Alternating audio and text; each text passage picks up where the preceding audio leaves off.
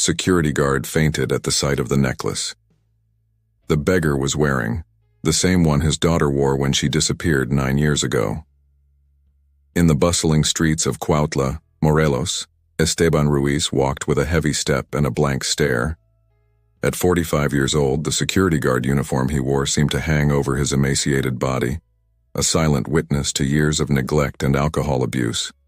His face, furrowed with premature wrinkles, reflected the weight of a decade of remorse and fruitless searching. Almost 10 years ago, on a night Esteban remembered with painful clarity, his wife Marisol and daughter Lucia, barely 8 years old, had disappeared without a trace. That night, Esteban had come home drunk and furious like so many other times. Screams and the sound of breaking glass had filled the small apartment. When he awoke the next morning, with his head throbbing and the bitter taste of regret in his mouth, he found himself alone. Marisol and Lucia had vanished, taking only the essentials with them. Since then, Esteban had lived in a limbo of guilt and despair. He alternated between periods of frantic searching and falls into the abyss of alcohol. His job as a security guard at a local mall was the only thing keeping him afloat, albeit barely. That afternoon, as he made his usual rounds of the streets surrounding the mall, something caught his eye. A man, visibly destitute, was rummaging through a dumpster. It was not an unusual scene in Cuautla, but something about the man's neck made Esteban stop in his tracks. Hanging above the dirty t-shirt, a small gold medallion glittered. Esteban's heart began to pound. He knew that locket. He had bought it himself for Lucia on her 8th birthday, just a few weeks before the fateful night of her disappearance. It was a unique piece, specially made for her, with her name engraved in delicate cursive letters. Without a second thought, Esteban approached the man. "Excuse me," he said in a trembling voice. "That locket. Where did you get it?" The man, startled by the sudden interaction, instinctively recoiled. His eyes, sunken in a face weathered by life on the streets, showed a mixture of distrust and fear. "What, this?" he asked, clutching the medallion protectively. "I found it, it's mine now." Esteban felt the world fade away around him. 10 years of searching, of sleepless nights imagining worst-case scenarios, and now suddenly he had a tangible clue. "Please," he pleaded, struggling to maintain his composure. "That locket belonged to my daughter. It disappeared years ago. I need to know where she found it." The man, who introduced himself as Tomas, looked at Esteban with a mixture of compassion and suspicion. After a moment's hesitation, he sighed deeply. "Look, sir, I don't know anything about your daughter. I found this necklace a few days ago at the entrance to the old tunnels near the Cuautla River. You know, those that they say were part of an ancient drainage system." Esteban knew about the tunnels. They were part of local history, a subway labyrinth that stretched under parts of the city, abandoned decades ago and the subject of numerous urban legends. It would never have occurred to him to look there. "Can you take me?" asked Esteban, his voice a mixture of desperation and renewed hope.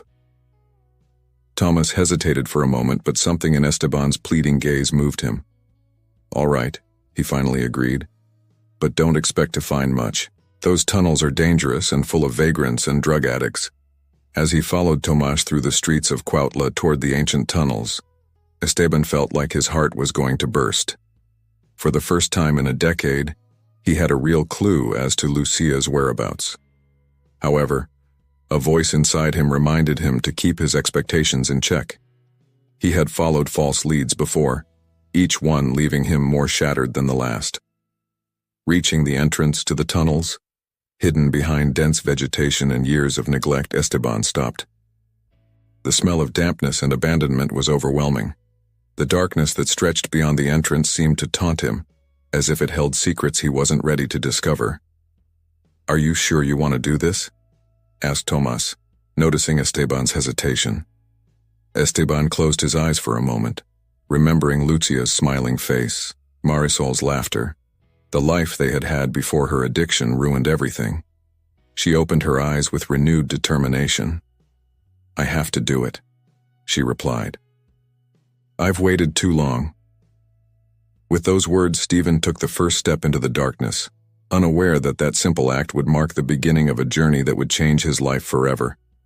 The tunnels held secrets deeper than he could imagine, and in their depths, he would find not only answers but also the opportunity for redemption he had longed for so long. Darkness engulfed Stephen and Thomas as they moved deeper into the tunnels. The air grew thicker with each step, laden with humidity and the distant echo of drips. Esteban turned on his phone's flashlight, revealing weathered concrete walls and rubble-covered floors. "Where exactly did you find the medallion?" asked Esteban, his voice echoing in the narrow passage. Thomas pointed ahead, a little further on, at a fork. "But listen, these tunnels are treacherous. People say there's some kind of subway city down here, but no one I know has ever made it this far." As they advanced, Stephen noticed markings on the walls, strange symbols, arrows and numbers that seemed to form some kind of code. His heart was pounding, torn between hope and fear. Suddenly a noise startled them. Hurried footsteps and muffled voices were approaching. Before they could react, they found themselves surrounded by a group of young men, no older than 20, armed with sticks and distrustful looks. "Who are you?" demanded to know a short-haired, fierce-looking girl who appeared to be the leader. "What are you doing here?" Esteban, with his hands in the air, tried to remain calm. "My name is Esteban. I'm looking for my daughter and my ex-wife. They disappeared 10 years ago and—" "Bullshit," interrupted another young man. "I'm sure they're from the construction company. They're coming to kick us out." Confusion gripped Esteban. "Construction company? No, they don't understand. I just want to find my family. My daughter's name is Lucia. She would be 18 now. My ex-wife is Marisol. Please, if you know anything." The mention of those names provoked an immediate reaction. The young men exchanged glances and whispers. The leader, after a moment's deliberation, spoke. "Come with us. But if you try anything, you will regret it." Guided by the group, Stephen and Thomas moved deeper into the tunnels. After what seemed like an eternity of twists and turns and passages, they came to an open space that took Stephen's breath away. Before them stretched a veritable subway city. Tents and makeshift structures filled the cavern. Generator-powered lights illuminated the place, revealing hydroponic gardens, common areas, and what appeared to be a makeshift school. Dozens of people, of all ages, milled about the site, some looking curiously at the new arrivals. "Welcome to Nueva Esperanza," the leader said, her tone now less hostile. "I am Jimena. Follow me." As they walked through the subway community, Esteban couldn't believe his eyes. Entire families lived here. Children played in designated areas, and adults worked at various tasks. It was a fully functional world hidden beneath the streets of Cuautla. Jimena led them to a larger structure which appeared to function as a community center. As they entered, Esteban froze. There, standing in front of him, was a woman who, despite the years that had passed, he recognized instantly. "Marisol," he whispered, his voice barely audible. The woman turned, her eyes widening in recognition. "Esteban," she said, her voice a mixture of surprise and fear. Time seemed to stand still. 10 years of separation, pain, and regret condensed in that moment. Esteban took a step forward, but stopped when he saw Marisol's expression, a mixture of fear and determination. "What are you doing here?" she asked, her voice steady but with a barely perceptible tremor. Before Esteban could answer, another voice froze him in his tracks. "Dad?" He turned slowly to see a young woman of 18, with the same eyes he remembered from his little Lucia. But she was no longer the little girl he had left behind. She was a young, strong woman with a look that mixed disbelief and a hardness that broke his heart. "Lucia," Esteban managed to say, tears streaming down his face. "My child." But Lucia didn't move to hug him. Instead, she moved closer to Marisol, placing herself protectively in front of her. "What do you want?" asked Lucia, her tone cold and distant. "How did you find us?" Esteban, overcome with emotions, tried to explain about the medallion, his search, the years of regret. But every word seemed inadequate in the face of the reality of what he saw. Marisol, after a moment of tense silence, spoke. "Esteban, I don't know how you found us, but you must understand. This place, Nueva Esperanza, is a refuge. for families fleeing situations like the one we are in. You can't just show up and expect everything to be okay. Reality hit Esteban hard. Not only had he found his family, but he was discovering that they had been instrumental in the creation of this subway community, a haven for those who, like them, had fled abusive situations. I'm sorry, Esteban began, his voice breaking. I know I don't deserve your forgiveness, but I have changed. I've spent every day of the last 10 years regretting it, searching for them, trying to be better. Lucia, with tears in her eyes but holding her ground, replied, And you think that's enough? Do you know how many nights I cried? How much fear we had? Esteban lowered his head, the weight of his past actions crushing him. No, I don't, and I would give anything to be able to change the past. But I'm here now and I want to make things right. Please give me a chance. Marisol and Lucia exchanged glances, a silent conversation passing between them. Finally, Marisol spoke. Esteban, this place is more than a refuge for us. It's our home, our mission. We can't just leave it. I'm not asking you to, Esteban quickly replied. I just want to be a part of their lives in some way. Help if I can. Show them that I've changed. Jimena, who had been watching silently, interjected, Maybe there is a way. Esteban, do you know why we are so defensive? Our community is in danger. There are plans for a big construction right on top of us. If they proceed, this will all be destroyed. Esteban looked around, seeing for the first time not only his lost family, but an entire community struggling to survive. An idea began to form in his mind. Maybe I can help, he said slowly. My job is a security guard. I have access to information, contacts in the city. I could... No, Lucia interrupted sharply. We can't trust him. How do we know he won't betray us? Silence fell over the room. Esteban felt the weight of a decade of mistakes on his shoulders. But in that moment, looking into the eyes of his daughter, the woman he once loved, and the community they had built, he knew he would do whatever it took to prove himself. I will show them that I have changed, Esteban said with determination. I'm not asking you to trust me right away, but give me a chance to help, to do the right thing for once. Marisol, after a long moment of consideration, nodded slowly. It's all right, Esteban, you can stay and help, but you'll be watched, and at the first sign that you haven't really changed, you'll leave. Understood? Esteban nodded, grateful for this small opportunity. Thank you. I won't fail you. I promise.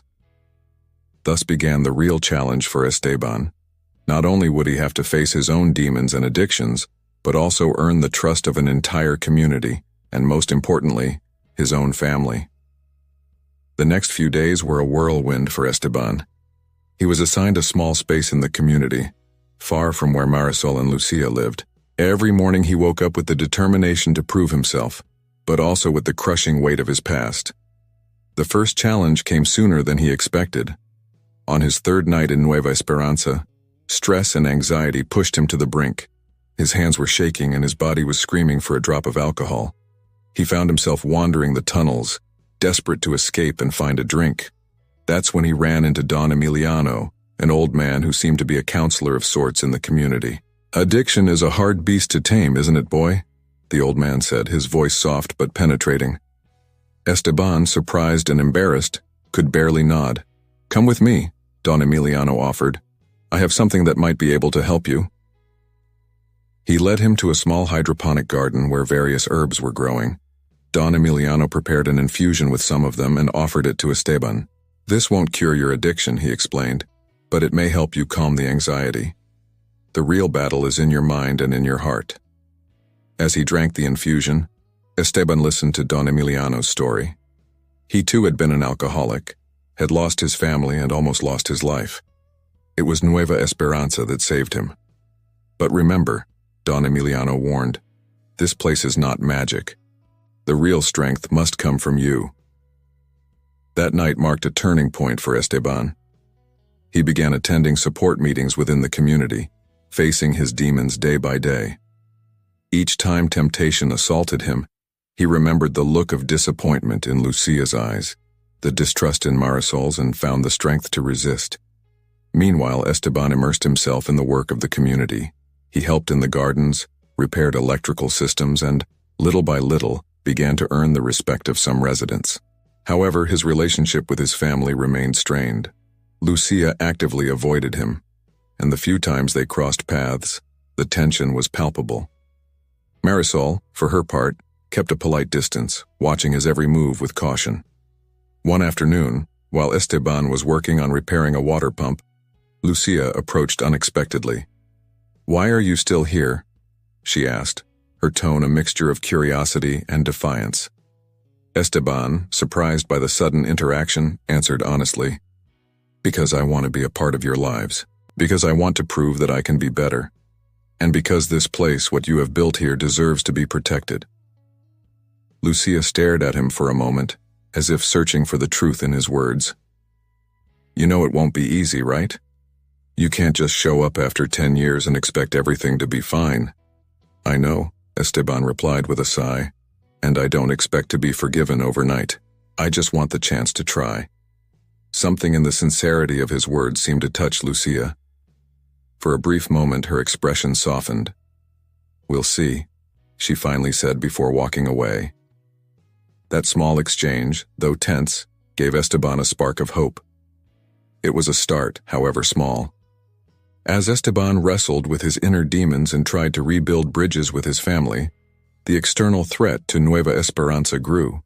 Jimena and other community leaders met frequently, discussing strategies to protect their home. At one of these meetings, to which Esteban was reluctantly invited, the gravity of the situation was revealed. The construction company, Desarrollo Urbano del Futuro S.A., had accelerated their plans. They had strong political connections and were pushing to begin work in a matter of months.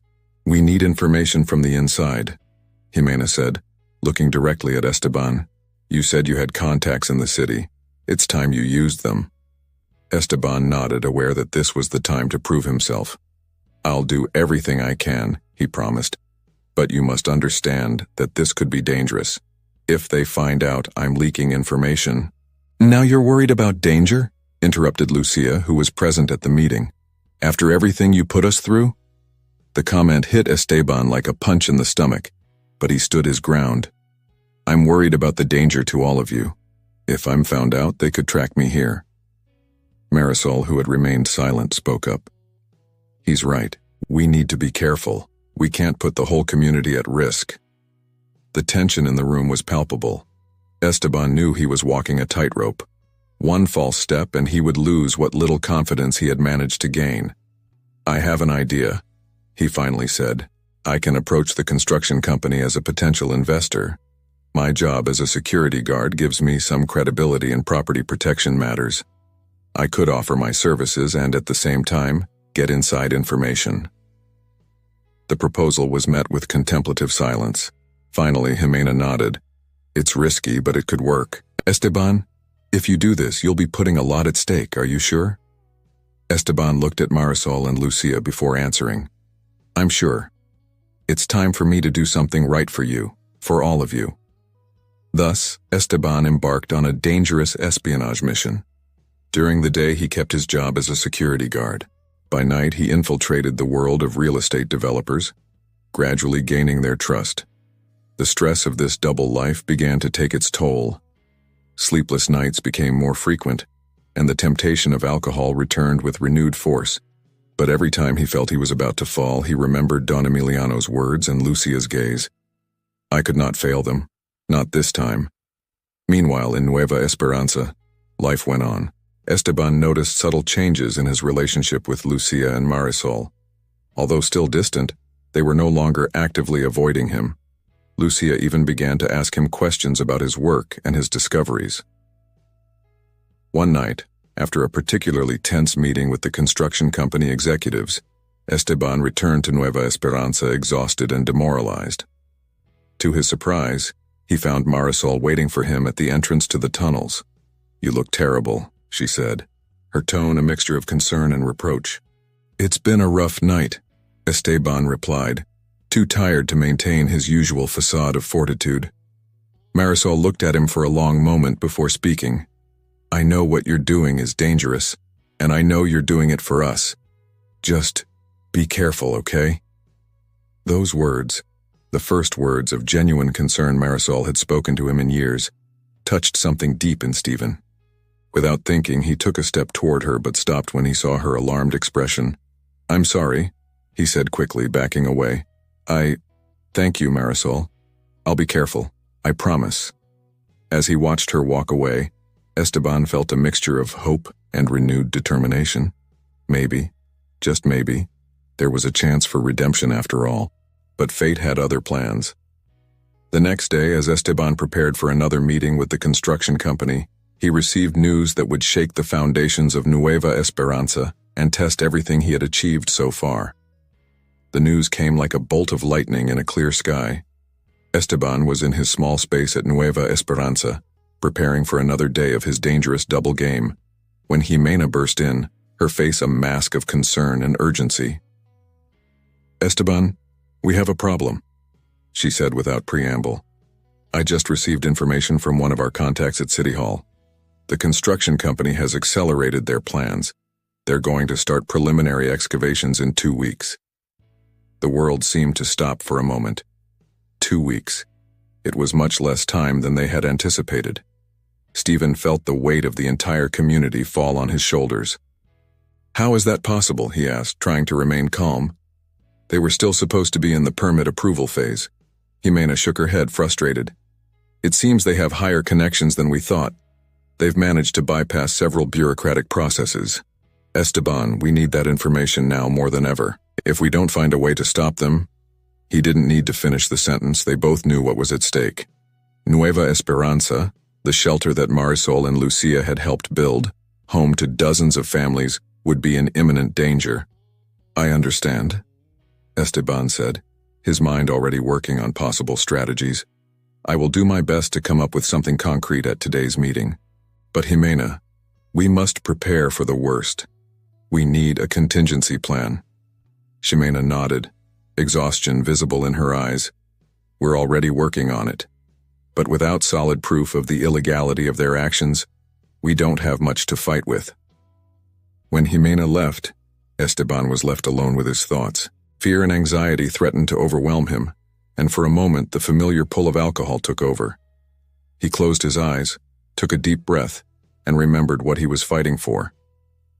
That afternoon, dressed in his best suit and with steely determination, Esteban headed for the offices of Desarrollo Urbano del Futuro S.A. His heart was pounding as he rode the elevator up, aware that this might be his last chance to get the information they needed. The meeting began like so many others, fake smiles, firm handshakes, and the usual superficial talk about the bright future the project would bring to Cuautla. But this time, Esteban was determined to go further. Using all the cunning he had developed in his years as a security guard, he began asking seemingly innocent questions about permits and approval processes. He noticed how some executives exchanged nervous glances, how others avoided certain topics. That's when he made a mistake. In his eagerness to obtain information, he pushed too hard on a particularly sensitive point related to environmental impact studies. The project director, a man named Rodrigo Vega, looked at him with sudden suspicion. Mr. Ruiz, he said in a curt tone. For someone interested in investing in safety, you seem very concerned about issues that don't concern you. Esteban felt a shiver run down his spine. He had gone too far. He tried to compose himself, to divert the conversation, but it was too late. He watched as Vega made a subtle signal to one of his assistants, who quickly left the room. The meeting ended abruptly shortly thereafter. As Esteban headed for the elevator, he noticed 2 security guards following him at a discreet distance. His heart was pounding. They had discovered his charade. In an act of desperation, Esteban managed to sneak out through an emergency exit. He ran through the streets of Cuautla, his mind a whirlwind of fear and adrenaline. He knew he couldn't go straight back to Nueva Esperanza. He couldn't risk leading anyone there.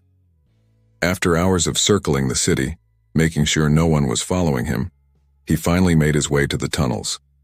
Upon arrival, he found the community on alert. His disappearance had not gone unnoticed.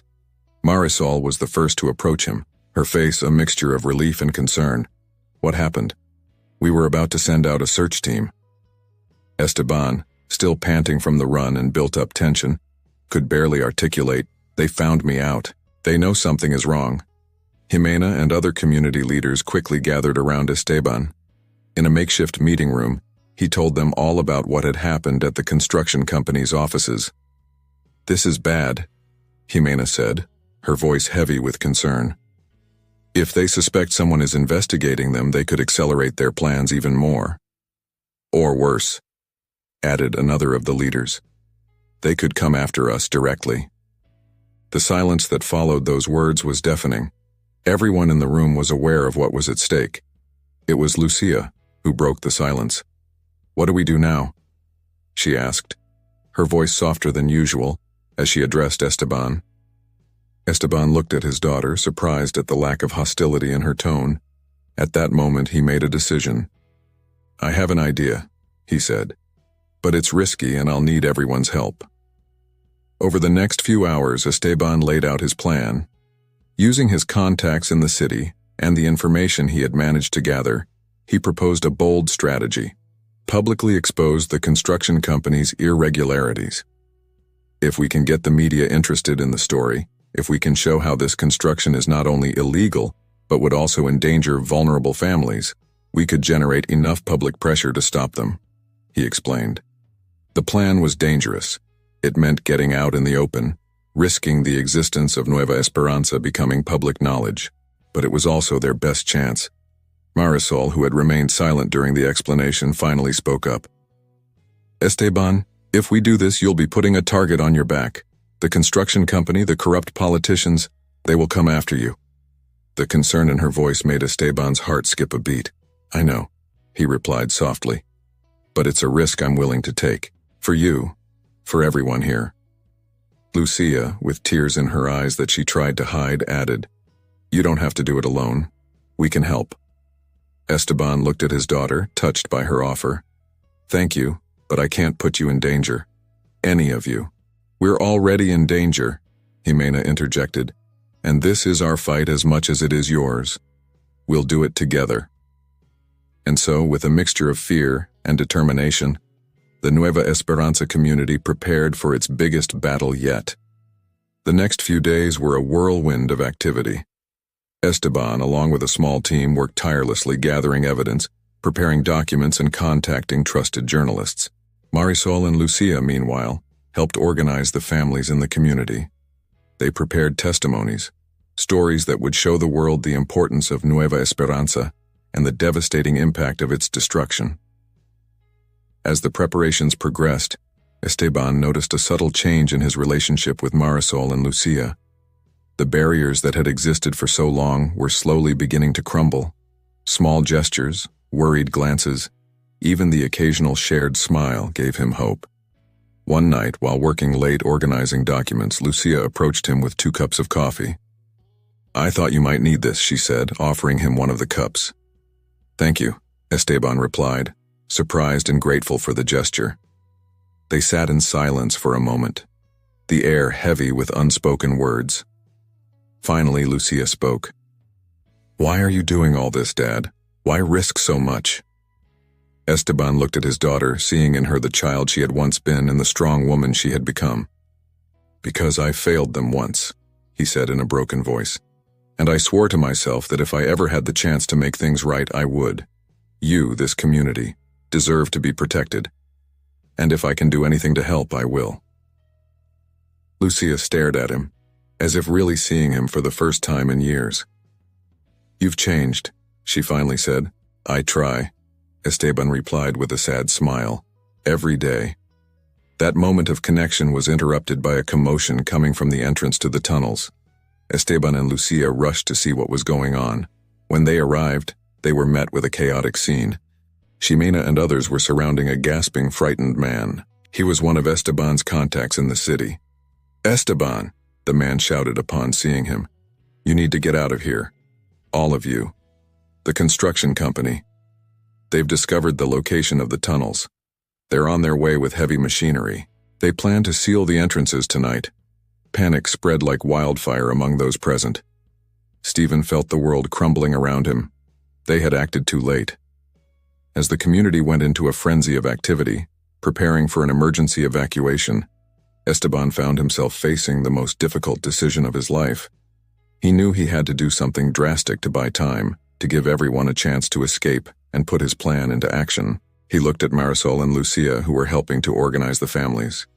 In their eyes he saw fear, but also a strength he had never fully appreciated before. "Take care of each other," he told them, his voice barely a whisper. Before they could respond, Stephen turned and ran for the exit of the tunnels. He had a plan, one that could cost him everything, but one that could save New Hope. As he ran through the streets of Cuautla, heading toward danger rather than away from it, Esteban felt a strange mixture of fear and peace. For the first time in his life, he was doing the right thing, no matter the personal cost. The night was dark and the first raindrops were beginning to fall, as if the sky itself sensed the battle that was about to be fought. In the distance, Esteban could hear the roar of heavy machinery approaching. Time was running out, and with it the hope of an entire community. The rain was pouring down as Esteban ran through the streets of Cuautla, his heart pounding with a mixture of fear and determination. In the distance, he could see the lights of heavy machinery approaching the tunnels. He knew he had to act fast. With one last glance toward the entrance of Nueva Esperanza, Esteban made a decision that would change the course of everything. He pulled out his phone and dialed a number he had sworn he would never use. "This is Esteban Ruiz," he said as soon as they answered. "I need to speak with Rodrigo Vega from Desarrollo Urbano del Futuro. Tell him I have information about the tunnels." As he waited, Esteban mentally went over his plan. It was risky, but if it worked, he could buy the time the community needed to escape and implement his strategy of public exposure. "Ruiz," Vega's curt voice sounded on the other end of the line. "You have guts to call after your little performance. Give me a reason not to send you to jail right now." Esteban took a deep breath. "I have something you want, Vega. Information about the tunnels, about the people who live there, but it comes at a price." There was a moment of tense silence before Vega responded. "I'm listening. Meet with me. Face to face. I'll give you all the information you need, but first I want assurances." After a brief negotiation, they agreed on a meeting point.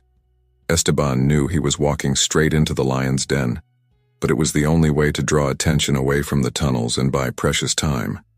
Meanwhile, in Nueva Esperanza, chaos reigned. Entire families hurriedly packed what little they could carry with them. Marisol and Lucia, along with Jimena, were leading the evacuation, guiding small groups along alternate escape routes they had prepared for emergencies like this one. "Where's Daddy?" asked Lucia, her voice tinged with concern as she helped a mother with her small children. Marisol, with a mixture of pride and fear in her eyes, replied, "He's doing what he thinks is right.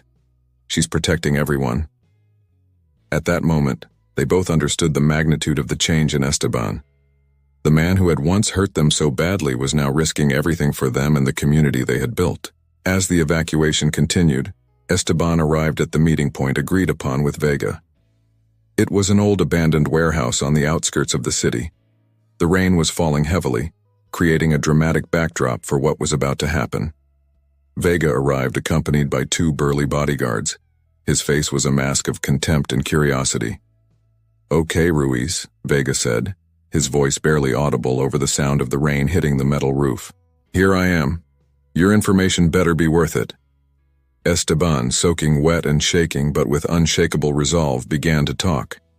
He told them about the tunnels, about the community that lived there, but mixing truths with carefully crafted lies. His goal was to keep Vega interested long enough, to keep him away from the true location of Nueva Esperanza. As Esteban spoke, Vega listened with increasing interest. As the conversation progressed, however, something in Esteban's attitude alerted Vega. "Wait a minute," Vega interrupted, his eyes narrowed with suspicion. "This doesn't add up. You're leading us down the wrong path, aren't you?" Esteban's heart raced. He knew this moment would come, but he hoped he had bought more time. "Think about it, Vega," Esteban said, trying to remain calm. "Why would I tell you all this if it wasn't true? I'm risking my life here." But Vega was not fooled. With a gesture, he ordered his bodyguards to restrain Esteban. "Thought you could play games with me, huh? growled Vega, approaching menacingly. "Now you're going to tell us the truth, or things are going to get very ugly for you." At that moment, Esteban knew he had reached the end of the road, but he also knew that every minute he managed to keep Vega here was another minute for his family and the community to escape. "Go ahead, Vega," Esteban said with a defiant smile. "Do what you have to do. But remember, when this all comes out, and it will, you'll be the one who ends up behind bars." Fury took hold of Vega's face. He raised his fist, ready to strike Esteban, when suddenly, the sound of sirens filled the air. Police patrol lights illuminated the warehouse. Vega and his men panicked. "What have you done?" shouted Vega, looking at Esteban with a mixture of anger and fear. Esteban, surprised but relieved, replied, "I didn't do anything. It looks like your illegal activities have finally caught up with you, Vega." As the police surrounded the building, Esteban saw a familiar figure among the officers. It was his former co-worker, now a detective, to whom he had entrusted some of the information about the construction company's illegal activities as a last resort. The next few minutes were a whirlwind of activity. Vega and his men were arrested, while Esteban was taken aside to give his statement. "You got here just in time," Esteban said to his former partner. The detective smiled. "Thanks to the information you gave us, we were able to put together a solid case. But, Esteban, where is your family? You mentioned they were in danger." Esteban's face darkened. "I have to go back. Now." As Esteban was escorted back to town, his mind was with Marisol, Lucia, and the entire community of Nueva Esperanza. Had they managed to escape in time? Would they be safe? The rain was beginning to ease as they reached the entrance to the tunnels. Esteban's heart stopped for a moment when he saw that the entrance was intact. There was no sign of the heavy machinery that was supposed to seal the tunnels. With his heart in his throat, Esteban hurried inside, followed closely by his former partner and other officers. The tunnels were quiet, too quiet. "Marisol, Lucia!" shouted Esteban, his voice echoing in the empty corridors. There was no response. As they advanced deeper into the tunnels, Esteban felt panic growing inside him. Had they arrived too late? Had the community been discovered? And his thoughts were interrupted by a distant sound. Voices. Stephen ran toward the source of the sound, with the officers following close behind. As he rounded a corner, he came upon a scene that took his breath away. There, in one of the largest spaces in Nueva Esperanza, was the entire community.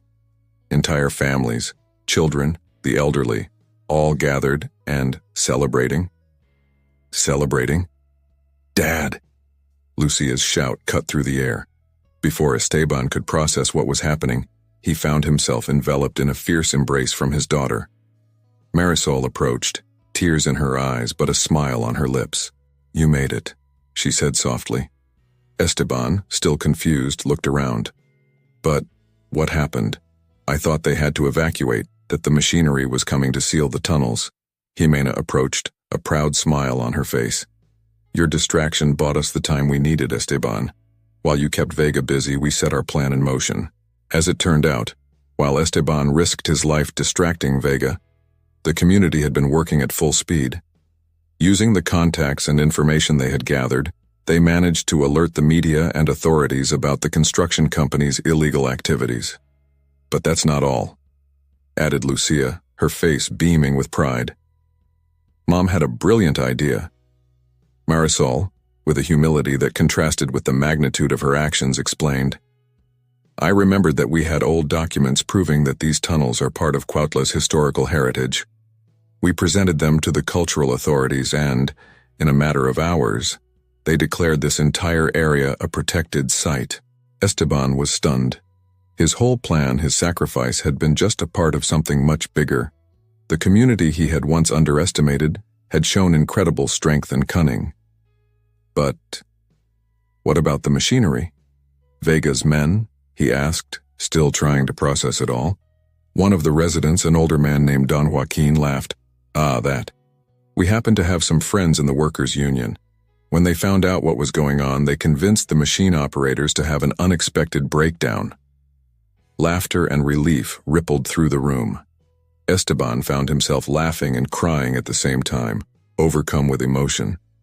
At that moment, his former partner, the detective, approached. "Esteban, we need to talk about all of this. There's a lot to explain to the authorities." Esteban nodded, aware that there were still challenges ahead. But when he looked at Marisol and Lucia, he saw in their eyes something he hadn't seen in years. Trust, respect, and, perhaps, the beginning of forgiveness. "We'll be with you," Marisol said, taking his hand. Lucia nodded, placing herself on the other side of her father. As they prepared to leave and face whatever came, Esteban knew that no matter what happened, he was no longer alone. He had found not only his family, but an entire community. And in the process, he had found himself. The days and weeks that followed were a whirlwind of activity. The story of Nueva Esperanza became national news.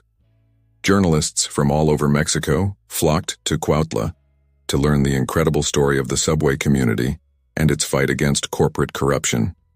Esteban, Marisol, and Lucia found themselves in the media spotlight. Although overwhelming at first, they soon realized that this was their chance to give a voice to those who for so long had remained in the shadows. The authorities, initially skeptical, were soon forced to recognize the legitimacy of Nueva Esperanza. The historical documents presented by Marisol, together with public pressure generated by media coverage, led to the official declaration of the tunnels as protected cultural heritage. Meanwhile, the case against Desarrollo Urbano del Futuro S.A. and its accomplices in the local government was advancing rapidly. The evidence gathered by Esteban and the community proved crucial in dismantling a web of corruption that extended far beyond Cuautla. But for Esteban, the real challenge was just beginning. Now that the immediate danger had passed, he faced the most difficult task of all, rebuilding his relationship with Marisol and Lucia. One afternoon, as the community worked to improve conditions in the tunnels, now with the support of volunteers and organizations from across the region, Esteban found a moment to talk alone with Marisol. "All of this, it's incredible," he said, looking around in awe. "What you've built here, what you've accomplished. I'm so proud of you, Marisol." Marisol looked at him, a mixture of emotions crossing her face. "Thank you, Esteban. But you know none of this erases what came before." Esteban nodded, the weight of his past actions still heavy on his shoulders. "I know. And I don't expect it to. I just want you to know that I understand the damage I caused. I'm committed to being better, not just for you, but for myself." Marisol studied him for a moment before speaking. "You've changed, Esteban. I see that. And I'm willing to try to rebuild something. It won't be easy, and it will take time, but I think it's worth a try." Those words, more than Esteban had ever dared hope for, filled him with a hope he hadn't felt in years. With Lucia, the process was equally challenging, but rewarding. One night, while working together on a project to improve the tunnel's ventilation system, Lucia finally opened her heart. "You know, for years I hated you," she said, her voice quiet but emotionally charged. "I hated what you had done to us, how you had hurt us. But seeing you these last few months, seeing you change, risking everything for us, it made me realize that people can really change if they put their minds to it." Esteban, with tears in his eyes, could barely respond. "Lucia, I'm so sorry. For everything. I know I can't change the past, but I promise that every day I'll try to be the father I always should have been." Lucia looked up at him, a small smile forming on her lips. "I know, Dad, and I'm willing to give you that chance."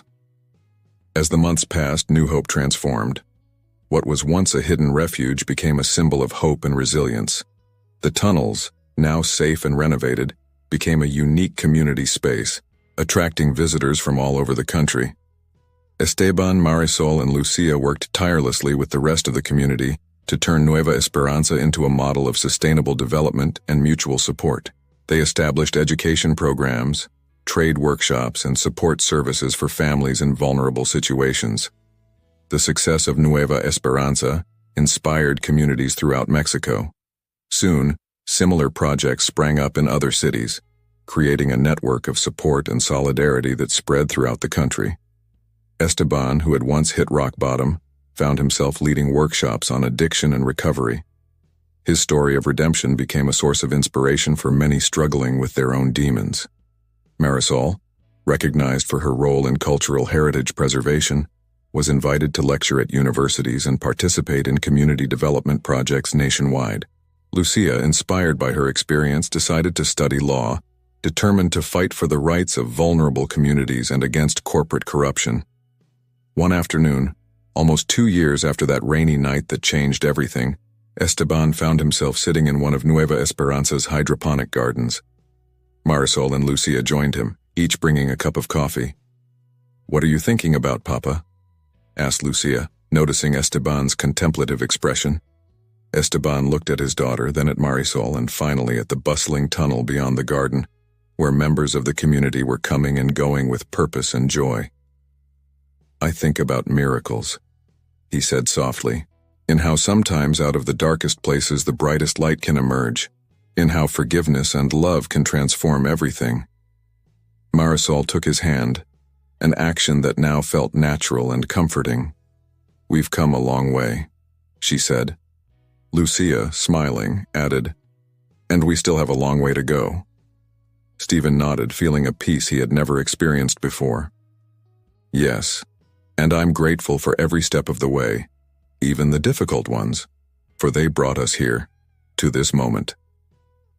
As the sun set over Cuautla, its light filtering through ingenious mirror systems into the tunnels of Nueva Esperanza, Esteban Ruiz knew he had found something more valuable than any treasure: a second chance, a family reunited, and a community that proved that, with love, determination, and hope, even the most impossible dreams can come true. In the depths of the earth, where once there was only darkness and despair, now shone a light of hope, a testament to the power of redemption and the unbreakable human spirit.